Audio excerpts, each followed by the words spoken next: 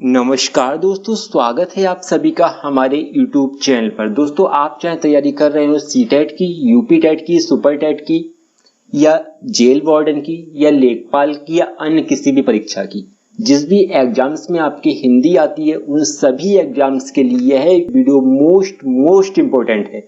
हमने एक नई सीरीज स्टार्ट करी है जिसमें आपको डेली के डेली 40 मोस्ट इंपॉर्टेंट क्वेश्चन कराए जाएंगे और ना सिर्फ क्वेश्चन कराए जाएंगे, उनको आपको डिटेल में बताया भी जाएगा दोस्तों। तो आप बिल्कुल भी वीडियो को स्किप ना करिएगा, पूरा वीडियो ध्यान से देखिएगा। और अगर आप हमारे चैनल पे पहली बार आए हैं दोस्तों, तो जल्दी से हमारे चैनल को कर लीजिए सब्सक्राइब। इधर रेड कलर से लिखा हुआ होगा सब्सक्राइब, उसको आप जल्दी से प्रेस कर दीजिए और नोटिफिकेशन बेल को भी ऑन कर दीजिएगा। और दोस्तों, वीडियो स्टार्ट करने से पहले आप वीडियो को लाइक भी कर दीजिए, क्योंकि यह वीडियो आपको बहुत पसंद आने वाला है, इसलिए स्टार्टिंग में ही आप वीडियो को लाइक भी कर दीजिए। तो चलिए पहला क्वेश्चन देख लेते हैं जल्दी से। पहला क्वेश्चन हमारे सामने दिया गया है, लालटेन शब्द निम्न वर्गों में से किस वर्ग में आता है। देखिए, चार हमारे वर्ग दिए गए हैं ऑप्शन में, तत्सम, तद्भव, देशज और विदेशज। हमें बताना है लालटेन जो शब्द है ये किस वर्ग में आएगा। तो देखिए, लालटेन जो शब्द है आपका वो किस शब्द से बना है, वो बना है आपका लैंटर्न शब्द से। किस शब्द से बना है? लैंटर्न शब्द से। और लैंटर्न जो शब्द है आपका वो अंग्रेजी भाषा का है। किसका है? अंग्रेजी भाषा का शब्द है। तो अंग्रेजी भाषा कैसी है? विदेशी भाषा है।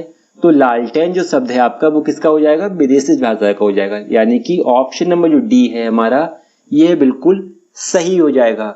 चलिए अगला क्वेश्चन देख लेते हैं। अगला क्वेश्चन दोस्तों दिया गया है, का, गा, जा, फा, ये ध्वनियां किसकी हैं? यानी ये जो ध्वनियां हैं ये किस भाषा की है दोस्तों।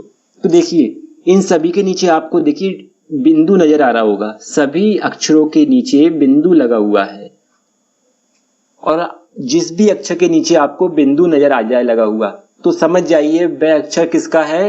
अरबी या फारसी भाषा का है। यानी कि ये जो है अरबी या फारसी भाषा का है। आप फारसी लिखेंगे तो उसके नीचे भी देखिए बिंदी लगी हुई है, ठीक है। तो जिस भी भाषा के नीचे साइड में आपकी बिंदी या डॉट लगा हुआ है, तो समझ जाइए वह अरबी का है या फारसी का है, ठीक है। तो ये अरबी या फारसी भाषा के शब्द होंगे, ठीक है। अगला दिया गया है, चैन की बंसी बजाना का अर्थ है। तो चैन की बंसी बजाना का क्या अर्थ है दोस्तों? चैन की बंसी कौन बजाता है? जो मौज में होता है। तो चैन की बंसी बजाने का क्या अर्थ हो जाएगा? मौज करना। यानी ऑप्शन नंबर जो बी है हमारा वह बिल्कुल सही हो जाएगा। चलिए अगला क्वेश्चन देख लेते हैं। अगला क्वेश्चन दिया गया है दोस्तों, कौन सा वाक्य शुद्ध है। हमें बताना है इसमें कौन सा ऐसा वाक्य है जो व्याकरण की दृष्टि से बिल्कुल शुद्ध है, उसमें कोई त्रुटि नहीं है, ठीक है। देखिए, पहला दिया गया है आपका, यह आंखों से देखी घटना है। ये नहीं होगा, गलत है।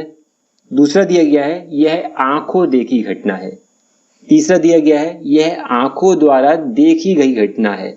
और चौथा दिया गया है, यह आंखों द्वारा देखी सुनी घटना है।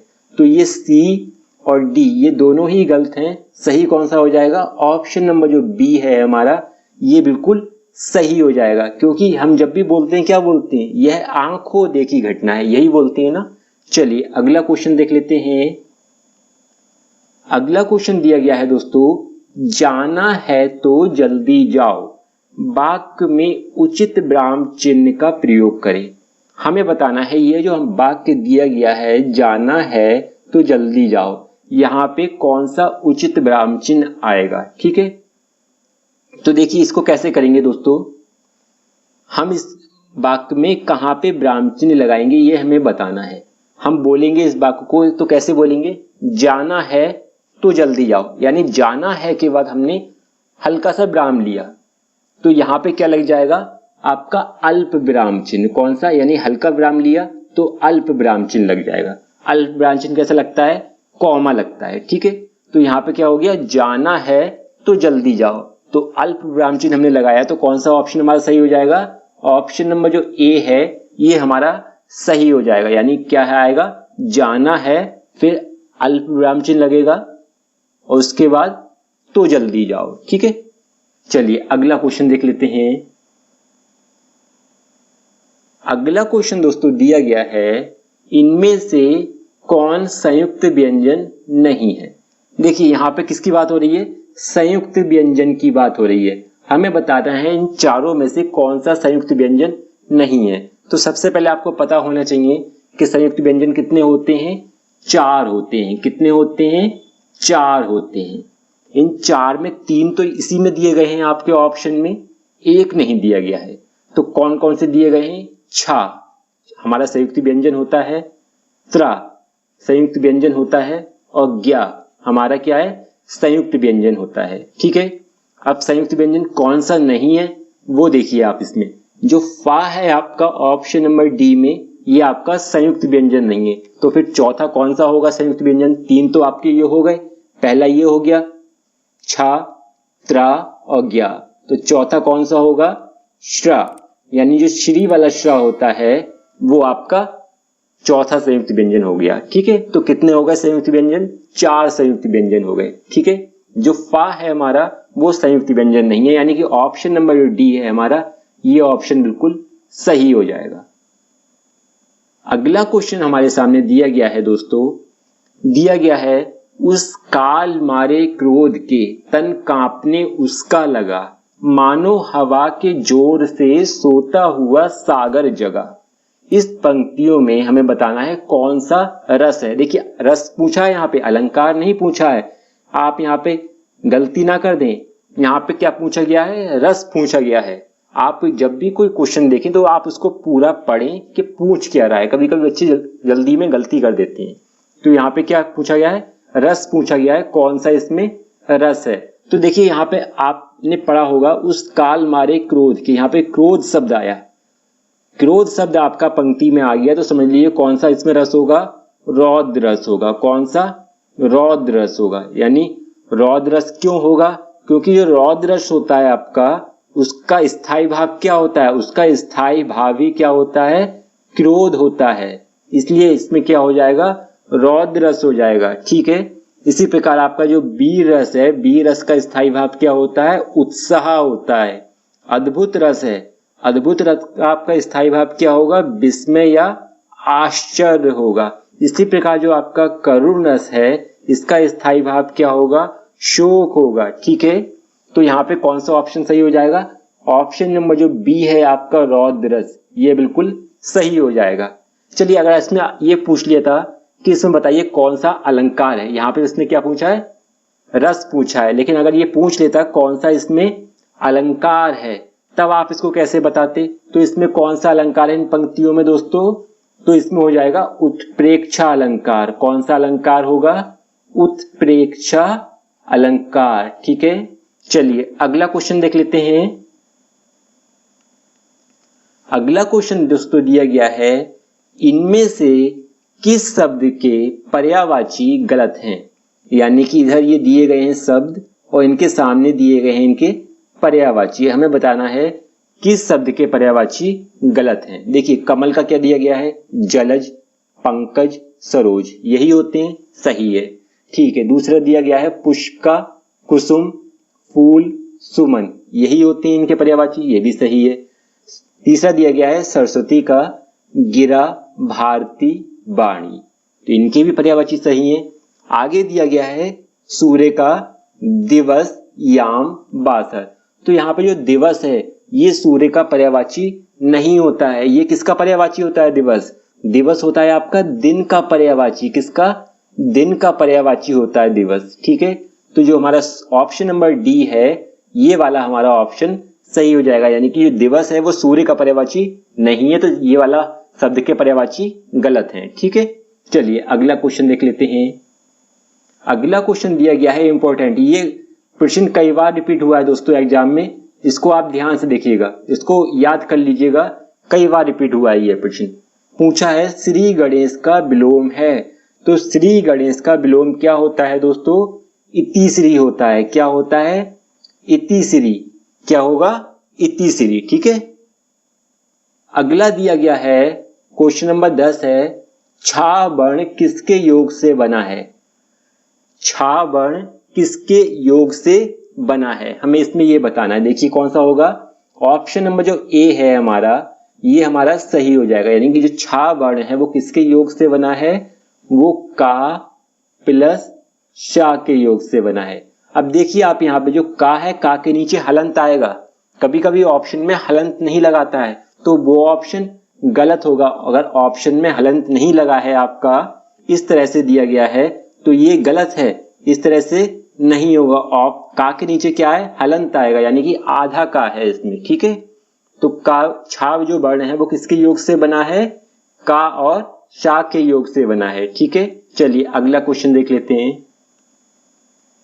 अगला दिया गया है, जिसमें कोई पद प्रधान नहीं होता तथा अन्य अर्थ प्रधान होता है, वहां होता है। वहां कौन सा समास होता है, हमें इसमें यह बताना है दोस्तों। तो देखिए, जिस भी समास का आपका कोई भी पद प्रधान नहीं होता है और उसका कोई तीसरा अर्थ निकले, ठीक है, तो वहां पे कौन सा समास होगा, आपका बहुव्रीहि समास होगा। कौन सा होगा, बहुव्रीहि समास। यानी कि हर एक समास के दो पद होते हैं, एक होता है पूर्व पद और दूसरा होता है आपका उत्तर पद। ठीक है, पहला होता है आपका पूर्व पद और दूसरा होता है उत्तर पद। और जो बहुव्रीहि समास होता है उसमें ना आपका पहला पद प्रधान होता है और ना ही दूसरा पद प्रधान होता है, और दो शब्दों के मेल से जो नया शब्द बनता है उसका कोई तीसरा अर्थ निकलता है। जैसे कि आपको मान लीजिए दशानन, दशानन में क्या है, दशानन का मतलब क्या होता है, दशानन किसको कहते हैं, रावण को कहते हैं। किसको कहते हैं, रावण को कहते हैं। तो यहाँ पे क्या हो गया, ये किन दो शब्दों से बना है, दस धन आनन, इन दो शब्दों से बना है ये।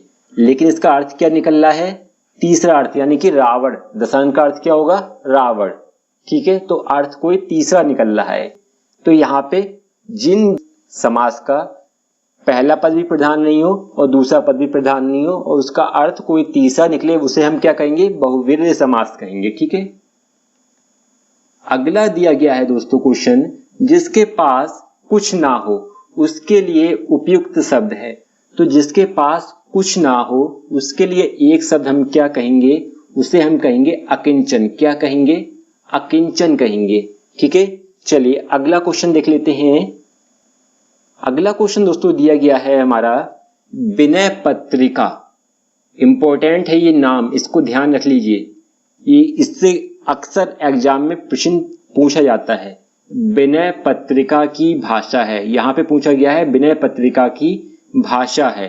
तो कौन सी भाषा है विनय पत्रिका की, ब्रज भाषा है। कौन सी, ब्रज भाषा है। अगर आपसे पूछ लेता विनय पत्रिका के रचयिता कौन हैं, तो कौन है इनके रचयिता, तुलसीदास जी हैं। कौन है, तुलसीदास जी। ठीक है, तुलसीदास जी इनके रचयिता हैं विनय पत्रिका के, और भाषा क्या है, ब्रज भाषा है। ठीक है, अगला क्वेश्चन दिया गया है, पवन शब्द में कौन सी संधि है। तो देखिए यहां पे जो पवन शब्द दिया गया है हमें बताना है इसमें कौन सी संधि है।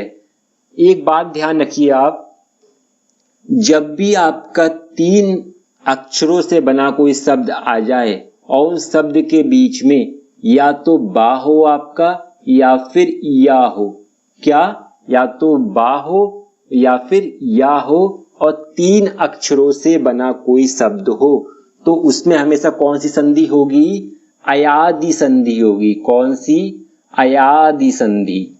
यानी कि पवन शब्द में कौन सी संधि है, अयादि संधि है। जैसे यहां पे मैंने आपसे कह दिया नायक, ठीक है, तो 3 अक्षरों से बना है ये शब्द और बीच में क्या है, या है, तो इसमें क्या हो जाएगी, अयादि संधि हो जाएगी। ठीक है, इसी प्रकार मैंने आपसे कह दिया नायिका, तो नायिका में कौन सी संधि हो जाएगी दोस्तों, नायिका में आपकी हो जाएगी अयादि संधि। कौन सी, अयादि संधि हो जाएगी। इसी तरह मैंने आपसे कह दिया भवन, तो भवन में बीच में देखिए 3 अक्षरों से बना है और बीच में बा है, यानी जिन भी 3 अक्षरों के बीच में या बा आ जाए तो वहां पे अयादि संधि होती है। ठीक है, ये ध्यान रखिएगा। चलिए अगला क्वेश्चन देख लेते हैं। अगला क्वेश्चन दिया गया है दोस्तों, क्वेश्चन नंबर 15 है, दिया गया है बुढ़ापा शब्द में कौन सी संज्ञा है। देखिए बुढ़ापा क्या है, बुढ़ापा एक भाव है, तो यहाँ पे क्या हो जाएगी, बुढ़ापा में भाववाचक संज्ञा हो जाएगी। कौन सी संज्ञा हो जाएगी, भाववाचक संज्ञा हो जाएगी। जिन भी चीजों को हम महसूस कर सकते हैं, उनको छू नहीं सकते हैं, वो सब क्या हो जाएंगी, भाववाचक संज्ञा हो जाएंगी। जैसे यहाँ पे दिया है आपका बुढ़ापा, इसी तरह आपका हो जाता है जवानी, ये क्या हो जाएगी, इसमें भी आपकी भाववाचक संज्ञा हो जाएगी। अमीरी क्या हो जाएगा, इसमें भी आपकी भाववाचक संज्ञा होगी। गरीबी क्या हो जाएगा, भाववाचक संज्ञा हो जाएगी। ठीक है, सजावट, लिखावट, ये सब क्या है, भाववाचक संज्ञा है। ठीक है, अगला प्रश्न दिया गया है, निम्नलिखित शब्दों में से कौन सा शब्द शुद्ध है। ये भी आपका मोस्ट इंपोर्टेंट प्रश्न है, ये आपका हर एक एग्जाम में अक्सर पूछा जाता है दोस्तों ये प्रश्न, कि कवित्री का शुद्ध शब्द क्या है, यानी इस कवित्री की शुद्ध वर्तनी क्या है, ये हमें बताना है। तो देखिए कौन सी इसमें शुद्ध है, ऑप्शन नंबर जो बी है आपका, कवित्री, ये आपका शुद्ध शब्द है, बाकी सारे अशुद्ध हैं। ठीक है, चलिए अगला क्वेश्चन देख लेते हैं। अगला क्वेश्चन दिया गया है, हिंदी वर्णमाला में अम और आह क्या हैं। तो हिंदी वर्णमाला में ये दोनों क्या हैं दोस्तों, ये अयोगबहा हैं। क्या है, अयोगबहा स्वर, इनको क्या बोलते हैं हम, अयोगबहा। ठीक है, दूसरा नाम इनका और भी है एक, वो क्या है, वो है इनका नपुंसक स्वर। क्या है, नपुंसक स्वर, यानी इनको अयोगबहा स्वर या नपुंसक स्वर भी कहते हैं। अब ये क्यों कहते हैं, क्योंकि ये न स्वर की श्रेणी में आते हैं और ना ही व्यंजन की श्रेणी में आते हैं, लेकिन कभी कभी इनकी सहायता से व्यंजनों को लिखा जाता है। जैसे हमने लिख दिया क, तो यानी कि अम की मात्रा ऊपर आ गई, इसी तरह से हमने लिख दिया ये क, तो यहाँ पे जो आहा, इसकी मात्रा आपकी आ गई। ठीक है, तो कभी कभी व्यंजनों को इनकी सहायता से लिखा जाता है, लेकिन ना ये स्वर की श्रेणी में आते हैं और ना ये व्यंजन की श्रेणी में आते हैं। ठीक है, अगला क्वेश्चन दिया गया है, घुड़सवार शब्द निम्न में से क्या है। तो घुड़सवार जो शब्द है वो क्या है दोस्तों, तो घुड़सवार शब्द आपका यौगिक शब्द है। कौन सा है, यौगिक शब्द है। अब बात आती है यौगिक शब्द कौन से होते हैं, तो यौगिक शब्द वे शब्द होते हैं जिन दो शब्दों को मेल से एक नया शब्द बनता है, वो क्या हो गया है, यौगिक शब्द होता है, लेकिन उनके अर्थ में कोई भी परिवर्तन नहीं आता है। जैसे ये घुड़सवार जो बना है, तो कैसे बना है घुड़सवार, ये घुड़ प्लस सवार से बना है, यानी घुड़ धन सवार से क्या बना, घुड़सवार। तो इसके अर्थ में कोई परिवर्तन आया, नहीं आया। इसी प्रकार हिमालय, हिमालय आपका बना है, तो किससे बना है, ये हिम प्लस आलय से बना है, यानी दो शब्दों के मेल से जो नया शब्द बनता है और उसके अर्थ में कोई भी परिवर्तन ना आए, वे शब्द क्या होते हैं, यौगिक शब्द होते हैं। ठीक है, इसी प्रकार आपका रेलगाड़ी, रेल धन गाड़ी, यानी दो शब्दों के मेल से बना, लेकिन उसके अर्थ में कोई भी परिवर्तन नहीं आया। अगर पूछ लेता ये योग रूढ़ शब्द, तब क्या होता है, इसका उदाहरण आपका दशानन जो आपको अभी बताया था, यानी दो शब्दों के मेल से तो बना है लिए, लेकिन इसका जो अर्थ निकलेगा वो अन्य अर्थ निकलेगा, तो वो हमारा हो जाएगा योग रूढ़ शब्द। ठीक है, अगला क्वेश्चन देख लेते हैं। अगला क्वेश्चन दिया गया है, किस समूह में सभी सर्वनाम प्रश्नवाचक हैं। तो जो हमारा ऑप्शन नंबर ए दिया गया है, कौन, क्या, किसने, ये सब क्या है, प्रश्नवाचक सर्वनाम हैं। ठीक है, चलिए अगला क्वेश्चन देखते हैं। अगला क्वेश्चन दिया गया है, चाकू शब्द का बहुवचन क्या होगा। तो चाकू शब्द का जो बहुवचन है वो चाकू ही होता है, यानी कि चाकू शब्द का एक वचन और बहुवचन समान ही रहता है, उसमें कोई भी परिवर्तन नहीं होता है। तो चाकू शब्द का बहुवचन क्या होगा, चाकू ही होगा, यानी ऑप्शन नंबर जो डी है वो बिल्कुल सही हो जाएगा। अगला क्वेश्चन दिया गया है, संधि शब्द का विलोम है। तो संधि शब्द का विलोम क्या होगा, संधि शब्द का विलोम हो जाएगा आपका विग्रह क्या हो जाएगा, संधि शब्द का विलोम विग्रह हो जाएगा। इसी प्रकार हिरास का विलोम क्या होता है, तो हिरास का विलोम होता है आपका विकास होता है, ठीक है। सृष्टि का विलोम होता है आपका प्रलय और व्यष्टि का विलोम होता है आपका समष्टि। क्या होता है, समष्टि। तो इसका ऑप्शन नंबर ए सही हो जाएगा, संधि का विलोम होगा विग्रह।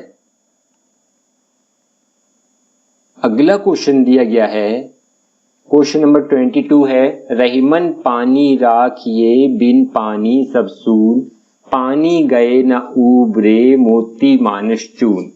अब देखिए ये बहुत इंपॉर्टेंट है, इसको ध्यान से देखिएगा।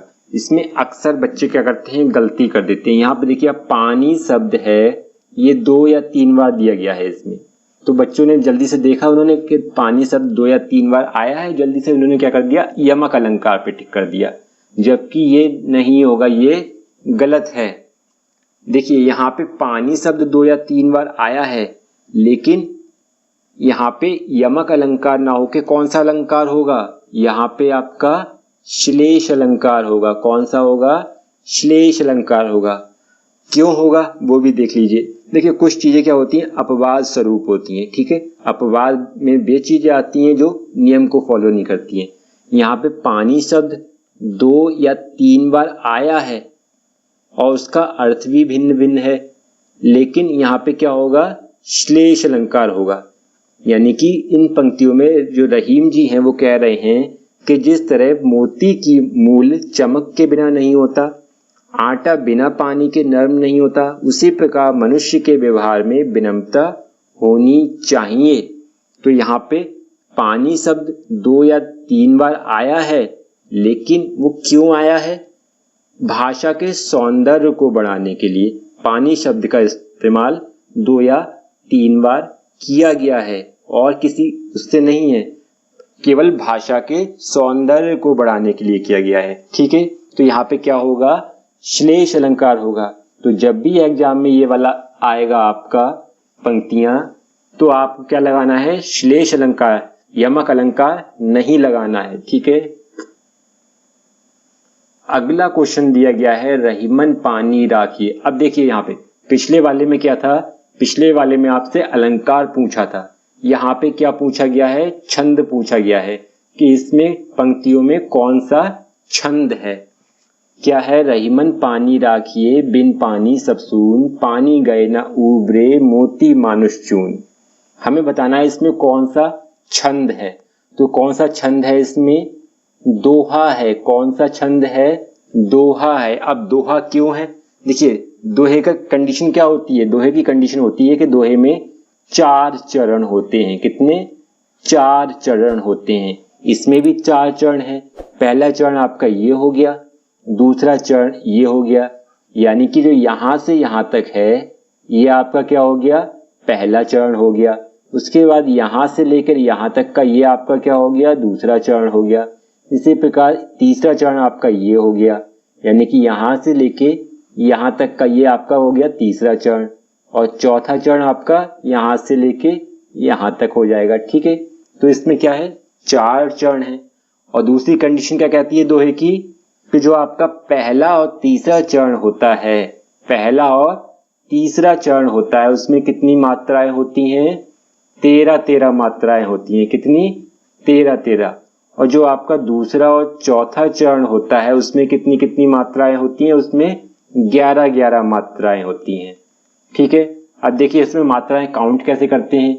जो आपकी बड़ी मात्राएं होती हैं वो तो आती हैं आपकी गुरु में। गुरु और लघु 2 तरह की मात्राएं होती हैं। लघु में आपकी छोटी मात्राएं आती हैं और लघु 1 में काउंट किया जाता है, यानी जो लघु होता है वो 1 में काउंट किया जाएगा, और जो आपकी गुरु होगा वो आपकी 2 मात्राएं काउंट की जाएंगी, ठीक है। तो इसको देखिए कैसे काउंट करेंगे, 1 2 3 4, यहाँ पे 2 मात्राएं आएंगी, यहाँ पर भी 2 मात्राएं आएंगी, यहाँ पर भी 2 मात्राएं, यहाँ पर 1, और ए है जो ये आपका 2 मात्राओं में काउंट होगा, यानी गुरु में आएगा ये, ठीक है। उसके बाद यहाँ पे कितने हो गए आपका, 1 2 3 4 2 6 2 8 10 11 और 2 13, यानी पहला चरण है उसमें कितनी मात्राएं हो गई? 13 मात्राएं हो गई। इसी प्रकार देखिए इसमें यहाँ पे जो दूसरा चरण है तो यहाँ पे कितनी मात्राएं हैं? 1, फिर है आपका 2, फिर यहाँ पे 2 मात्राएं, यहाँ पर 2 मात्राएं, यहाँ पर 1, यहाँ पर 1, यहाँ पे 2 मात्राएं। ऊ की जो मात्रा है, बड़े ऊ की मात्रा है 2 में काउंट होगा, यहाँ पे 1 मात्रा है। अब इसको काउंट कर लीजिए कितना होगा? 1, 2, 2, 4, 2, 6, 7, 8, 2, 10, 1, 11, यानी कि दूसरे चरण में कितनी मात्राएं हो गई? 11। इसी प्रकार जो आपका तीसरा चरण है इसमें आपकी 13 मात्राएं हो जाएंगी, और जो चौथा चरण है आपका इसमें आपकी कितनी हो जाएंगी? 11 मात्राएं हो जाएंगी। ठीक है, तो जो आपका पहला और तीसरा चरण होगा उसमें 13 मात्राएं होंगी, जो आपका दूसरा और चौथा चरण होगा उसमें 11 मात्रा होंगी। ये क्या होता है? दोहे की पहचान होती है। ठीक है, तो इसमें कौन सा हो जाएगा छंद? दोहा छंद हो जाएगा। ठीक है, अगला क्वेश्चन दिया गया है, आल, पिन और गमला किस विदेशी भाषा के शब्द हैं? तो आल, पिन और जो गमला है ये किस भाषा के शब्द हैं? ये पुर्तगाली भाषा के शब्द हैं। किसके हैं? पुर्तगाली भाषा के शब्द हैं। अगला क्वेश्चन दिया गया है, खिलाड़ी गमनीय शब्द में कौन सा प्रत्यय है? देखिए जो उपसर्ग होता है वो आपका शब्द के प्रारंभ में लगता है, और जो आपका प्रत्यय होता है ये आपका शब्द के आखिर में लगता है। तो देखिए यहाँ पे जो खिलाड़ी है, खिलाड़ी में कौन सा प्रत्यय लगा हुआ है? आड़ी लगा हुआ है, यानी कि ऑप्शन नंबर जो ए में दिया गया है आड़ी। और गमनीय में कौन सा लगा हुआ है? जो गमनीय में ये लगा हुआ है। तो ऑप्शन नंबर जो ए है हमारा ये सही हो जाएगा, यानी खिलाड़ी में आड़ी और गमनीय में ये प्रत्यय लगा हुआ है। ठीक है, अगला प्रश्न दिया गया है, क्वेश्चन नंबर 26 है, निम्नलिखित में से कौन सा वाक्य मिश्र वाक्य नहीं है? हमें बताना है इसमें कौन सा वाक्य है जो मिश्र वाक्य नहीं है। तो देखिए पहला वाक्य दिया गया है, यह वही बच्चा है जिसे बैल ने मारा। दूसरा दिया गया है, एक विज्ञान गोष्ठी हुई जिसमें अनेक वक्ता बोले। तीसरा दिया गया है, वह परिश्रमी ही नहीं वरन ईमानदार भी है। और चौथा दिया गया है, मैंने एक पुस्तक खरीदी जो नई है। अब देखिए यहाँ पे जो तीसरा वाक्य दिया गया है यह आपका मिश्र वाक्य नहीं है। क्यों नहीं है? यहाँ पे जो वर्ण शब्द दिया गया है, तो वर्ण शब्द क्या है? ये दो वाक्यों को आपस में जोड़ रहा है, यानी योजक शब्द है ये। ठीक है, मिश्र वाक्य का पहचान होती है, मिश्र वाक्य में एक वाक्य दूसरे वाक्य पर आश्रित होता है, यानी कि जो पहला वाक्य है यह वही बच्चा है जिसे बैल ने मारा, तो एक वाक्य क्या है? दूसरे वाक्य पर आश्रित है।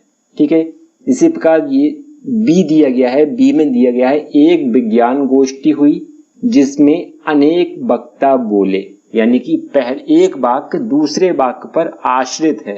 ठीक है, और चौथा दिया गया है, मैंने एक पुस्तक खरीदी जो नई है, यानी कि एक वाक्य दूसरे वाक्य पर आश्रित है। लेकिन जो ऑप्शन नंबर सी में है यह एक वाक्य दूसरे वाक्य पर आश्रित नहीं है, यहाँ पे दो वाक्यों को आपस में जोड़ा गया है। ठीक है, तो ऑप्शन नंबर जो सी हो जाएगा ये हमारा सही हो जाएगा, यानी कि ए, बी और डी ये सारे मिश्र वाक्य हैं, और जो ऑप्शन नंबर सी है ये कौन सा वाक्य है? ये हमारा संयुक्त वाक्य है। संयुक्त वाक्य में क्या होता है? दो वाक्य एक दूसरे को जोड़ रहे होते हैं। ठीक है, अगला क्वेश्चन दिया गया है, ईक, ईक तद्भव शब्द का तत्सम रूप कौन सा होगा? तो ईक का तद्भव कौन सा होता है? ईक है हमारा तद्भव है, इसका तत्सम रूप हमें बताना है। तो ऑप्शन नंबर जो सी है इक्षु, इक्षु हमारा ईक का तत्सम रूप हो जाएगा। ठीक है, अब तत्सम और तद्भव होते क्या हैं? जो हमारे हिंदी के शब्द हैं, यानी कि जो हमारे हिंदी के शब्द हैं वो सब हमारे क्या होंगे? तद्भव में आएंगे। और जो हमारे संस्कृत के शब्द हैं और उनको हमने वैसा ही उठा के रख दिया है हिंदी में, वे सब हमारे किस में आएंगे? वे हमारे तत्सम में आएंगे। यानी कि संस्कृत के जो शब्द हैं वे हमारे तत्सम में आते हैं और हिंदी के शब्द तद्भव में आते हैं। ठीक है, अगला क्वेश्चन दिया गया है जहां पहुंचा ना जा सके। अब देखिए इसमें बच्चे क्या करते हैं, गड़बड़ कर देते हैं। यहाँ पे दिया गया है जहां पहुंचा ना जा सके, तो इसमें बच्चों ने देखा जहां पहुंचा ना जा सके, उन्हें तुरंत ऑप्शन नंबर ए लगा दिया, यानी दुर्गम लगा दिया। ठीक है, जबकि ये गलत है। जहां पहुंचा ना जा सके उसके लिए आएगा अगम। क्या? अगम, यानी जहां पहुंचा ही नहीं जा सकता। दुर्गम आता है वहां के लिए जहां पहुंचना कठिन हो। ठीक है, यानी कठिन शब्द जहां पे आ गया आपका, जहां पहुंच तो सकते हैं लेकिन कठिनता से, यानी जहां पहुंचना कठिन हो वहां के लिए आएगा दुर्गम, और जहां पहुंचा ही ना जा सके उसके लिए आता है अगम। ठीक है, अगला क्वेश्चन दिया गया है काजू शब्द का संबंध किस भाषा से है। तो काजू शब्द का जो संबंध है वो किस भाषा का है? काजू पुर्तगाली भाषा का है, यानी काजू जो शब्द है वो पुर्तगाली भाषा का शब्द है। ठीक है, अगला प्रश्न दिया गया है निम्नलिखित में से शुद्ध वर्तनी वाला शब्द है। अब देखिए इसमें अक्सर बच्चे गलती करते हैं, ये भी आपका इंपॉर्टेंट है, अक्सर एग्जाम में पूछा जाता है। दिया गया है उज्जवल, कौन सा सही है? तो देखिए जो ऑप्शन नंबर बी में है आपका, ये आपका बिल्कुल सही है। कुछ 8 से लेके 10 शब्द ऐसे हैं जो अक्सर बच्चे गड़बड़ कर देते हैं और वो ही एग्जाम में अक्सर पूछे जाते हैं। तो ज्यादा नहीं है, केवल 8 से 10 शब्द ही ऐसे हैं जिनमें लिखने में बच्चे गड़बड़ कर देते हैं। तो उज्जवल में क्या है, दोनों जा आधे बनते हैं। ठीक है, तो ऑप्शन नंबर बी वाला हमारा ऑप्शन बिल्कुल सही हो जाएगा। अगला प्रश्न दिया गया है रस कितने प्रकार के होते हैं। देखिए रस कितने प्रकार के होते हैं हमें इसमें यह बताना है। देखिए यहाँ पे कौन से दिए गए हैं ऑप्शन, 3, 7, 8, 9। यहाँ पे जो रसों की संख्या है वो कितनी है, 9 है। कितनी है, 9 प्रकार के होते हैं रस। कुछ जगह 11 भी दिया गया है।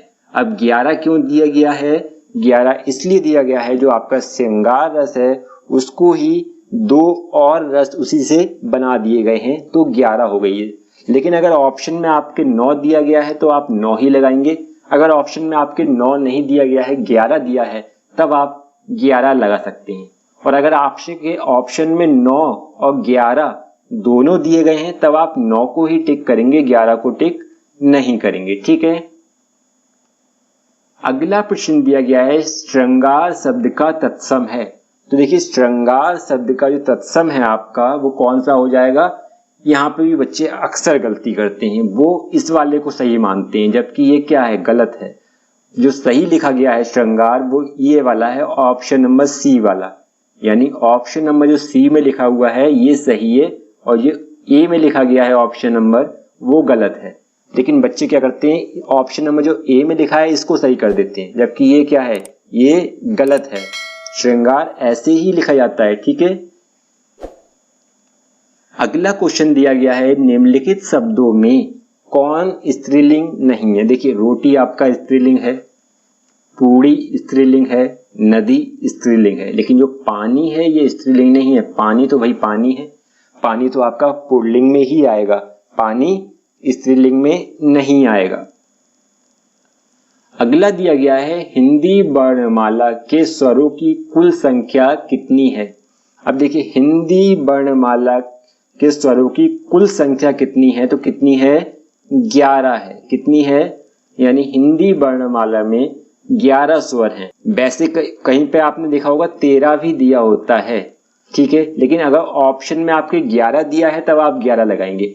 अगर ऑप्शन में 11 नहीं दिया है, 13 दिया गया है, तब आप 13 लगाएंगे। 13 कैसे है, जो आपके 2 स्वर हैं अम और आहा, इनको भी स्वरों की कैटेगरी में रखा जाता है क्योंकि ये अयोग भाव स्वर हैं।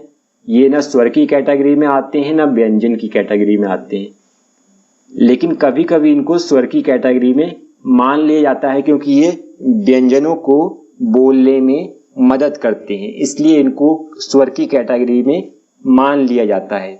अगर ऑप्शन में 11 नहीं है तब आप 13 लगा सकते हैं, लेकिन अगर ऑप्शन में 11 दिया गया है तब आप 11 ही लगाएंगे स्वरों की संख्या। ठीक है, चलिए अगला क्वेश्चन देख लेते हैं। अगला क्वेश्चन दिया गया है, हिंदी शब्दकोश में छा का क्रम किस वर्ण के बाद आता है। देखिए छा क्या है, छा आपका संयुक्त व्यंजन है। कैसा है, संयुक्त व्यंजन है।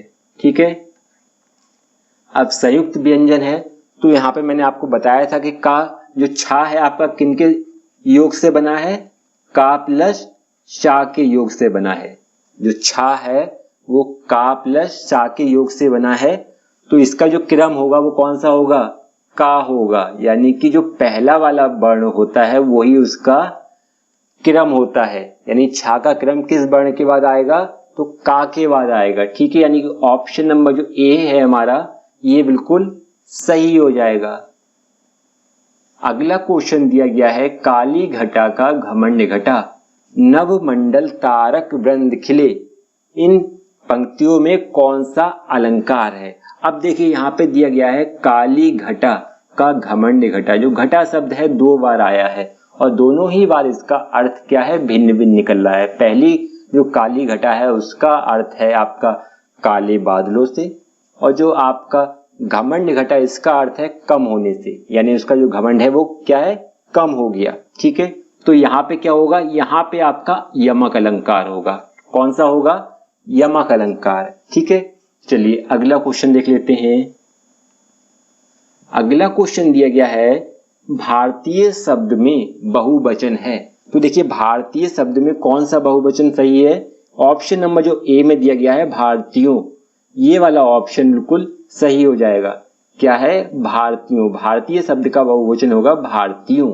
ठीक है, अगला क्वेश्चन दिया गया है, किस शब्द में रे शब्द नहीं है।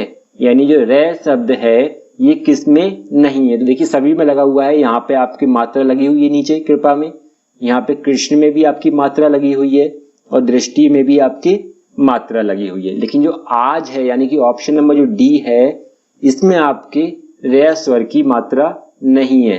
तो यहाँ पे क्या हो जाएगा, किस शब्द में रे नहीं है, तो किसमें नहीं है, ऑप्शन नंबर जो डी है आज, इसमें आपका ये स्वर नहीं है। अगला क्वेश्चन दिया गया है, निम्न शब्दों में से देशज भाषा का चयन कीजिए। अब देखिए देशज भाषा के शब्द कौन से होते हैं, जो शब्द व्याकरणिक दृष्टि से सही नहीं है, हमने अपने क्षेत्र के आधार पर उनको बना लिया है, वो सब केस में आते हैं, देशज भाषा में आते हैं। तो यहाँ पे जो ऑप्शन नंबर बी है ढिबरी, ये हमारा क्या है, देशज भाषा का शब्द है। यानी ऑप्शन नंबर जो बी है हमारा ये सही हो जाएगा। जैसे आपका क्या होता है, लोटा होता है, ये किस भाषा का है, देशज भाषा का है।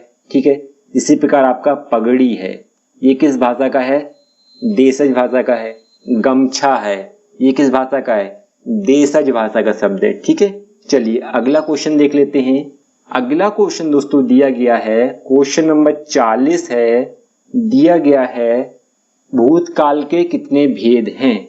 देखिए भूतकाल के कितने भेद होते हैं, तो इसमें ऑप्शन नंबर जो बी है आपका 6, कितने भेद होते हैं, 6 भेद होते हैं भूतकाल के।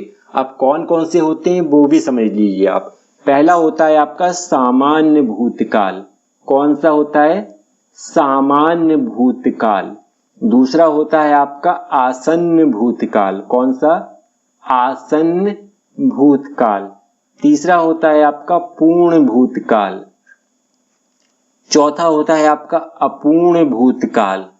ठीक है, पांचवा होता है आपका संदिग्ध भूतकाल, और आपका छठा होगा हेतु हेतु मद भूतकाल। कौन सा, हेतु हेतु मद भूतकाल। ये आपके भूतकाल के 6 भेद होते हैं। कौन सा, सामान्य भूतकाल, आसन्न भूतकाल, पूर्ण भूतकाल, अपूर्ण भूतकाल, संदिग्ध भूतकाल और हेतु हेतु मद भूतकाल। ठीक है, तो आई होप दोस्तों आपको सारे ही प्रश्न अच्छे से समझ में आ गए होंगे और आपके जो भी डाउट होंगे प्रश्न से संबंधित वो सारे ही क्लियर हो गए होंगे। तो अगर वीडियो आपको अच्छा लगा हो तो जल्दी से हमारे वीडियो को लाइक कर दीजिए और ज्यादा से ज्यादा इस वीडियो को शेयर करिए दोस्तों, जिससे ये वीडियो आप दोस्तों तक ज्यादा से ज्यादा पहुंच सके और वो भी इस वीडियो का लाभ उठा सकें। और अगर आप हमारे चैनल पे पहली बार आए हैं दोस्तों, तो जल्दी से हमारे चैनल को कर लीजिए सब्सक्राइब और नोटिफिकेशन बेल को भी ऑन कर दीजिएगा। डेली आपको एक वीडियो मिलेगी जिसमें आपके 40 मोस्ट इंपॉर्टेंट क्वेश्चन होंगे, तो डेली आप इन वीडियो को बिल्कुल भी देखना ना भूलें।